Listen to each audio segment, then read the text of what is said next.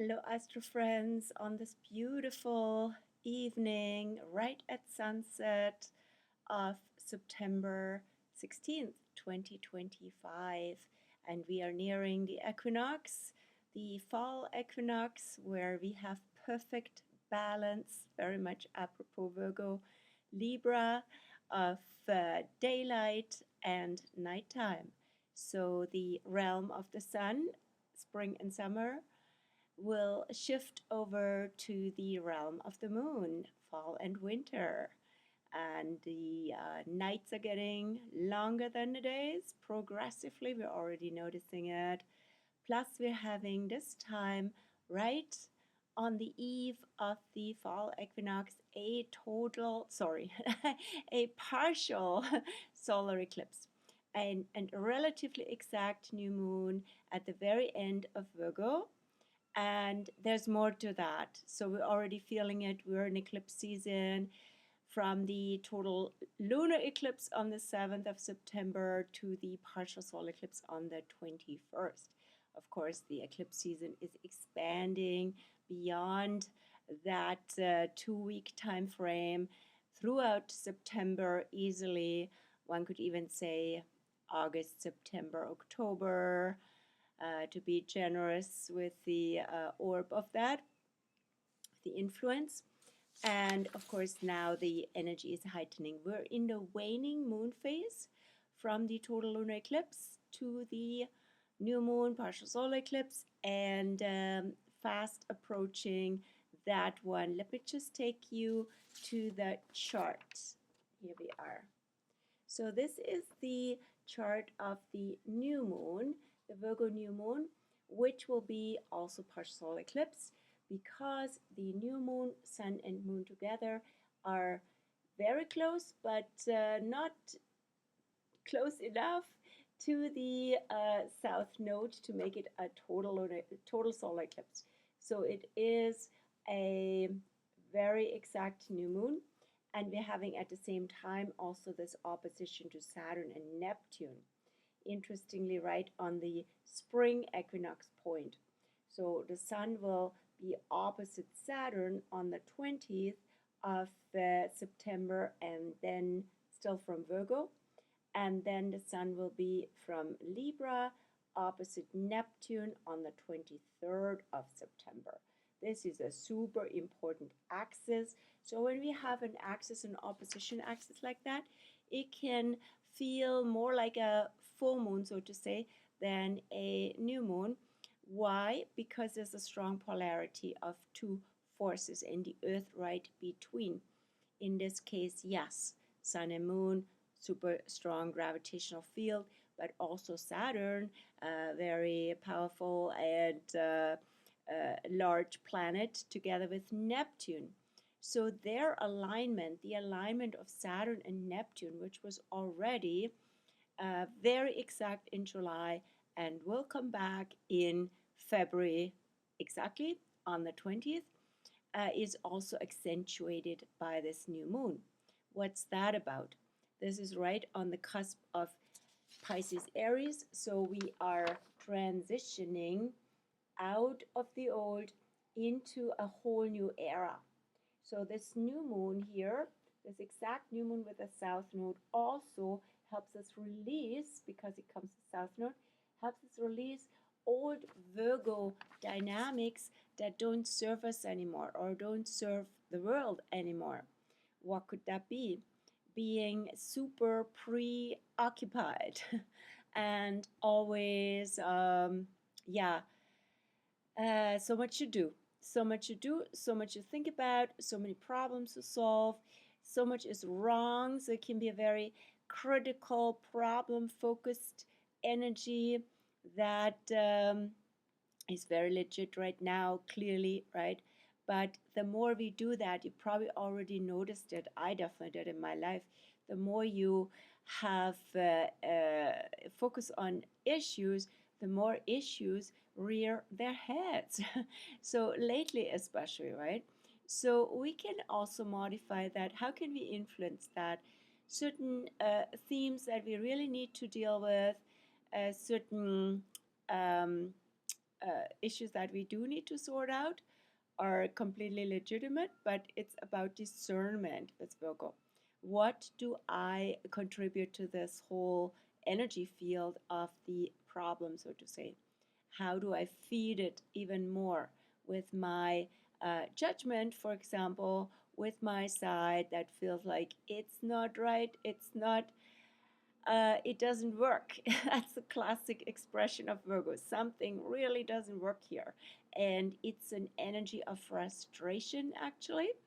And it might feel like we are slaves to all these things that we need to do, because Virgo can be also very self-sufficient and said, yeah, do it, says do it yourself, or you need to sort this out.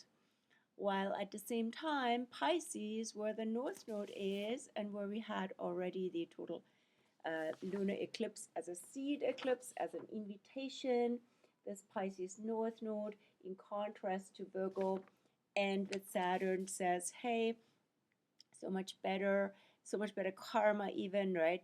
If we open up, if we are relaxed, if we literally, like what I did this afternoon, go to the water, have your legs in the water or really dip in, get refreshed, fill up your cup, right? By the water, in the water, and also in any type of connection where we are saying, ah, we're relaxing into it, and it's refreshing, it's connecting. We can give all our stuff um, to the water for recycling, not of course the garbage, but our energies, right, that need to be released, right? Certain energies that were wrapped up in maybe small stuff, right? It might look more like small stuff when you come out of this connective field. And then things look different, and we can approach then also the world and our work world, especially Virgo wise, uh, newly, right? And so a new approach is much needed. That is the Aries energy. This is where Neptune is now. This is also where Chiron is. So how about an approach that is more gentle, less regimented, less judgmental, right? Very open and connective, and maybe also letting go of all this Aries rush, rush, rush, and competition and conflict, right? Chiron in Aries also asks us, where do conflicts, where do wars start? How can we catch them early, and also look at early signs, and also check out what happened early in life, because Chiron in Aries also helps us address early wounds, address in terms of actually really meet them, be brave, be courageous, but also the wound can have to do with that, can have to do with actually being authentic or not feeling okay with being authentic. So this is where now there's lots of warrior energy, warrior medicine is coming into the world, and we can personally very much tune into that. Now, today was the exact opposition of Chiron in late Aries, with Mars, the ruler of Aries, in late Libra. Mars will go on the day of the fall equinox, the 22nd, into Scorpio. So now it's at the very end of Libra, had made this opposition, so another opposition, which is also again two worlds. And how can we reconcile these two sides? Mars in Libra is a passionate warrior energy for peace, right? So it's a passionate speaking out for peace, doing something about it, and showing up, and at the very least negotiating, or also pursuing everything that has to do with right relationship, justice, fairness, and of course peace. And then with Chiron in Aries, it's kind of complementary, right? So they are actually feeding into each other. Because again, why is this so important? Why is there so much energy now to, like really address the issue of peace or the lack thereof?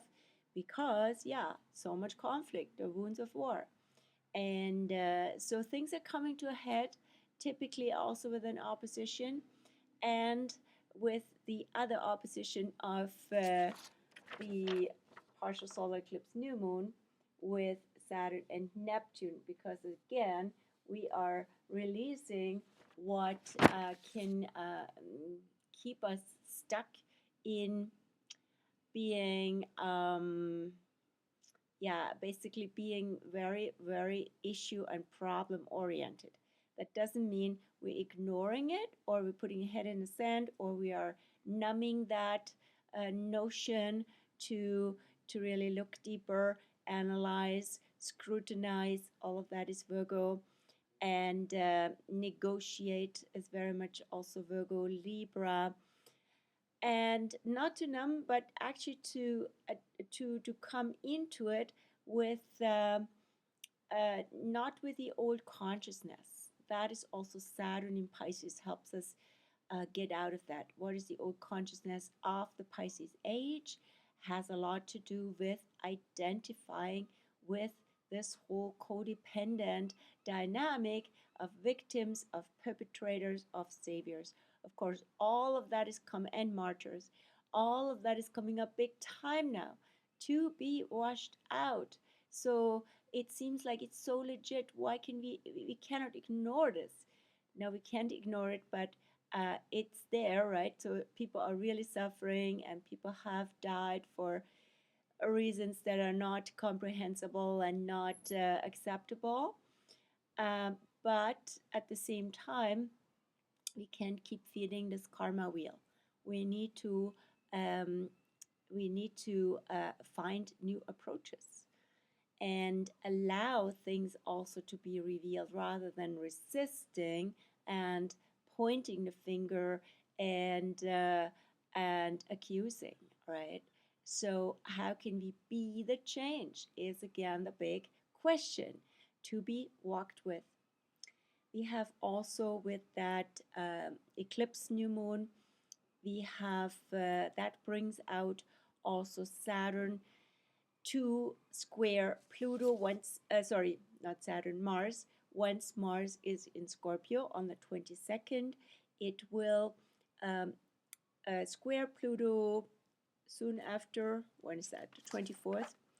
And so Mars is also very strong right now. And once Mars goes over the tipping point on the 22nd, that will be quite a shift because also Mars in Libra in last month since when was that?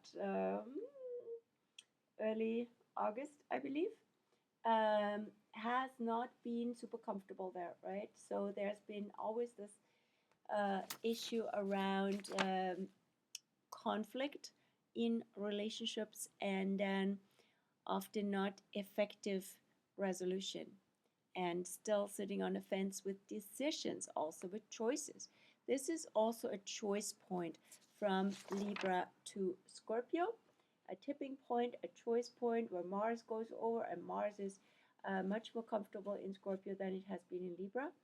And then as soon as it enters Scorpio, it will square Pluto, the ruler of Scorpio, in Aquarius. So this is also now diving in. Choices have consequences. Doing something, give energy to where you find there is magic, which is also Libra, Scorpio, because where the right ingredients come together, things are really juicy, things are really magical. You can go deeper, you're not on the surface. There is a quality of intimacy, which can be intimacy with life, with a place, with a person, and going into the dark and magical. But also, it will be quite the time with Mars in Scorpio until November 4th for a big purge. This is a deep purging as a strong drives and desires to reveal what has been sitting in the shadow, in the dark. So, yeah, mark my words. So, and it starts with a bang because Mars will immediately, once it enters Scorpio, oppose, no, sorry, go into square with um, Pluto, and will also make alignments with Uranus in Gemini, and yeah, and even with Neptune. So this Mars is again a catalyst since it connects with these slow-moving planets. So what's being kicked into motion by deeper dives, it has to do with bigger societal evolutionary dynamics. And of course, also for us personally, if you have something in early Scorpio or in early Leo, in early Taurus, or in early Aquarius. So, yeah, with that Mars. Then we have this week before, this is right after the eclipse new moon. So, catalyzed by that eclipse into the new, into the autumn season. And before the eclipse, we have tomorrow on the on the 18th, in 2 days, we have Mercury entering now Libra, while Venus enters Virgo on the 19th, the day after. They will be until early slash mid October in each other's signs because Venus rules Libra and Mercury rules Virgo. It's called a mutual reception. People also call it double whammy. And so they play into each other. And what's with that?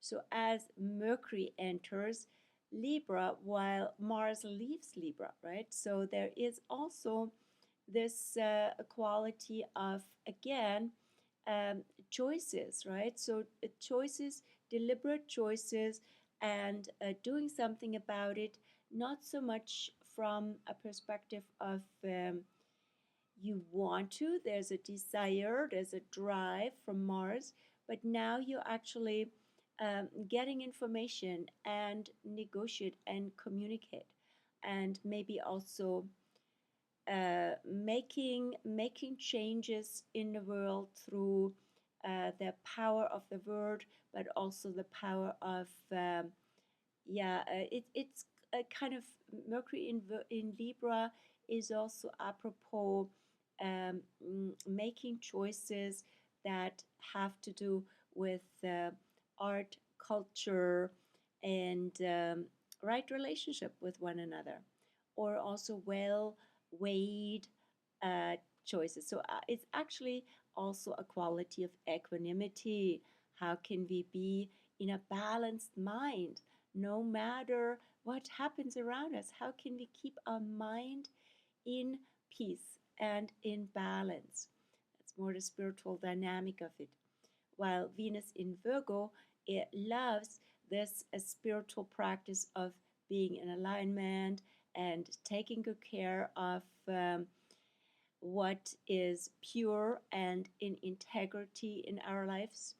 And so she's very drawn to that, and there's a strong magnetism towards that.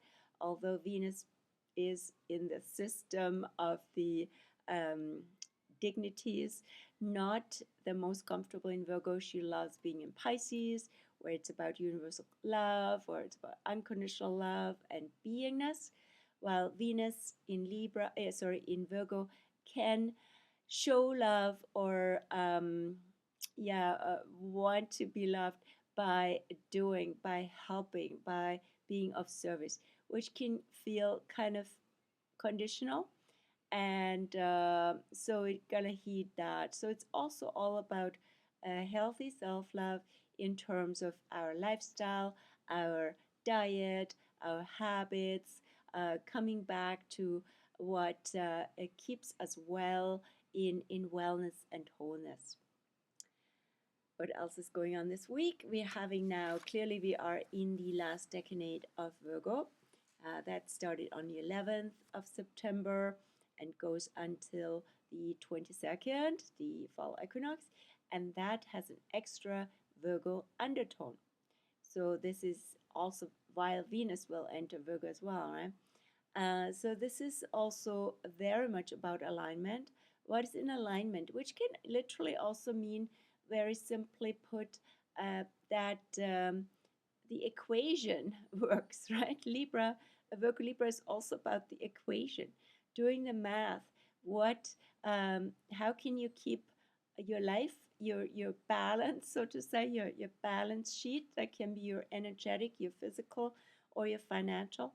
How can you keep that one healthy and and being in alignment, but also being in alignment with our spiritual assignment, our cosmic assignment, and why we're here. How can we make the world a better place? Comes up very much with this. Then, yeah, so the cusp from Virgo to Libra, literally at the fall equinox, is also the design point, I call it, right? Because it's a quality of design in terms of functionality from the Virgo side and beauty aesthetics from the Libra side. So they need to come together. And this is very symbolic. So maybe we live a world, a life by design. And how can we design our world? And that can be our work world, that can be our home, and so on, especially where this Virgo Libra is in our chart, would give us a pointer where it comes up for us particularly strong. Then we have the moon, now still in Cancer today, the 16th.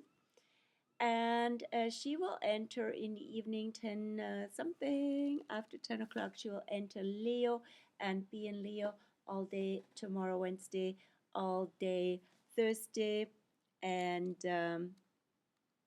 Friday until the morning. So Leo moon is very passionate, very expressive. It's funny. It's not funny, it's fun that we have towards the very end of not just Virgo but summer, we have the moon in Leo. So there is a quality of celebration and a quality of showing our love and showing our passion and also showing our colors. So, in other words, being confident to be truly ourselves and radiating from the heart, just like the summer sun. Then the moon will enter Virgo. That will be then already the dark moon before new moon and the new moon, partial solar eclipse. That will be a Virgo moon from the evening of sorry, it's the light is getting dark and I don't want to turn the light on. So the evening of Friday the 19th, the moon will be in Virgo, escorting Venus into Virgo, interestingly. That's also when Venus and moon will both together enter Virgo, and Venus and moon will be also in the, yeah, as a very slim sliver, the moon in the morning sky. And then, by the way, have you seen this morning or last night the moon together with Jupiter in Cancer? That was really beautiful, very bright, and a classic waning moon sliver.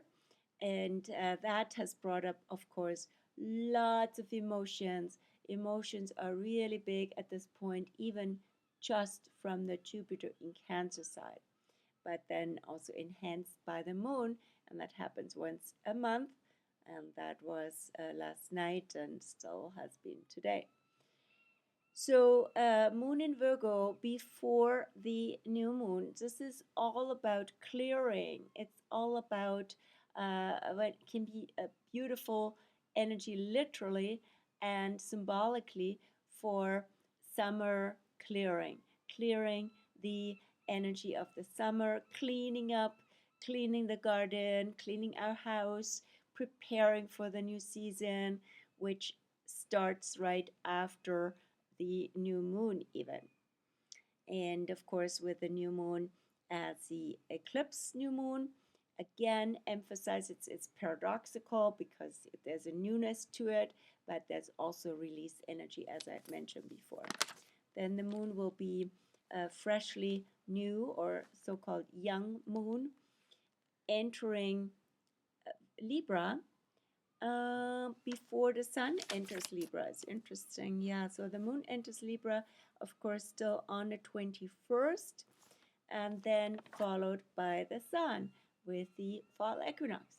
So this is again about culture, relatedness, and yeah, inviting. It's a beautifully inviting energy that inviting harmony, inviting peace, inviting balance into our lives. And yeah, that's it for the week, for the Astro Week. A really potent one. And as I said, although the second eclipse will be the last one of this season and the last one this year, but the eclipse season continues for us, offering us more opportunities to integrate that Virgo release theme. I wish you a beautiful evening, and it's still mild and balmy outside. I can't believe it. Such wonderful sunny and warm weather today. So, wishing you a beautiful week, and might see you here in real life in a astrology session, maybe in town, or otherwise you can meet me, of course, again here online with the video. And yeah, if you like it, give it a like and share it, of course. We all know how this works, and that will be supportive. And I see you again soon. Ciao.